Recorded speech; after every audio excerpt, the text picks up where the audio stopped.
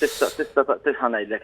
Wara forsi kulħadd ikun għarek Andrew. Ek sostna l-Ministru tat-Turiżmu Clayton Bartolo meta kien mistoqsi dwar il-mijiet ta' eluf li ntefqu fuq film ta' 10 minuti illi kellu protagonista fir-rwol ta' attur il-Kummissarju tal-Films Johan Grech.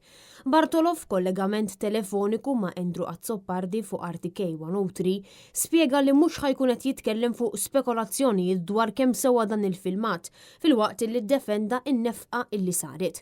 U għatenna li dan il-filmat huwa reklam għal pajjiżna li se jkun qed jintuża aktar minn darba, madana kollu ma spjegax fejn u kif se jkun qed jintuża. Ħalli nibdew minn hawn. L-ewwel nett, dak il-filmat illi sar huwa filmat illi permezz tiegħu bħala pajjiż qed nippiċċjaw il-potenzjal li għandna biex nattiraw lejn pajjiżna series tal-kavallieri. Għalhekk ma kontx impoġġi li Johan Grech biex nippiċċjaw sew.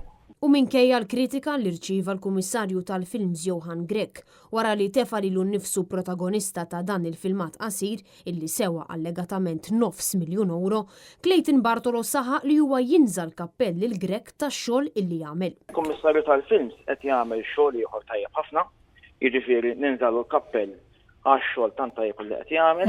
Dan minkejja l-kritika qawwija li tul dawn l-aħħar xhur u snin irċieva Johan Grech. Bl-aktar riċenti kienu l-kundanni fuq Facebook tal-ex esponent laburista Jason Micallef u anke l-attriċi u l-preżentatriċi Lara Azzoppardi li jingħaqdu ma' diversi persuni li kundannaw l-azzjonijiet ta' Johan Grech.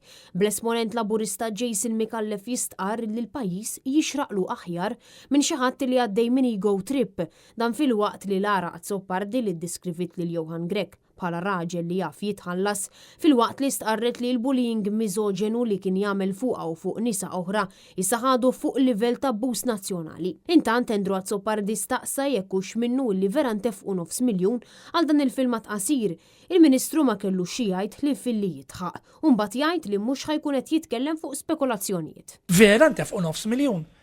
Iwa Marja, 130 ruħ l-allegazzjoni għawek edha fit-Times of Malta, 130 ruħ, caravans, nies, atturi, il-Marija Santisma, laqas naħseb biex għamlu l-Game of Thrones kollu, ma kellna bżon daqsek nies. Le, biex għamlu Game of Thrones, kellna bżon nies, biex ħadmu fi Gladiator ħadmu eluf. Ija, ma tifimni 10 minuti, it's way too overboard, €9,000,000. Kiena mux ħanat nikkommenta fuq spekulazzjonijiet ta' kemm sewa. Dan fil-waqt li l-Ministru ma konfermax meta se jkun qed jiġi pubblikat ir-rapport dwar l-infiq tal-Mediterrane Film Festival. Tista' tgħidlek dan kienx €9,000,000 jew ma tistax tgħidli? Se noqogħdu nagħmlu l-Freedom of Information Act dal-mutetti. Għidilna, hekk sewa 350, jew sewa 600, jew sewa 500, għidilna u mhux flusi fl-isma. It-taxxi tiegħi ta' ġifieri.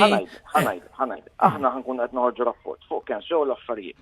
Tajjeb, ir-rapport mhux ħajdhom biex joħroġ. Intant huwa farfar ir-responsabilità tal-infiq fuq Johan Grech. Kif stqar li l-infiq li jkun se jsir f'dawn l-attivitajiet ma titlax quddiem il-Ministeru. L-ispiża finali ma titlax quddiem il-Ministeru. Tajjeb, għaliex dan il-Ministru ma jidħol f'kollox, ma il-Ministru, bas dak il-każ ma jmur il-Ministru jmexxiju. U mistoqsi jekk jaqbel xewle ma' din in-nefqa illi wettaq il-Kummissarju tal-Films, Bartolo sostna li kellem lil Johan Grech u talbu biex dawn l-affarijiet ma jerġgħux isiru. Ammissjoni ċara u tonda tal-iżball li wettaq Johan Grech, żball li kien parti minn nefqa eżorbitanti minn flus il-poplu. Bl-appell mill-esperti fil-qasam jibqa' wieħed illi Grech jerfa' r-responsabbilta u li l-Ministru responsabbli jibda jaġixxi tali.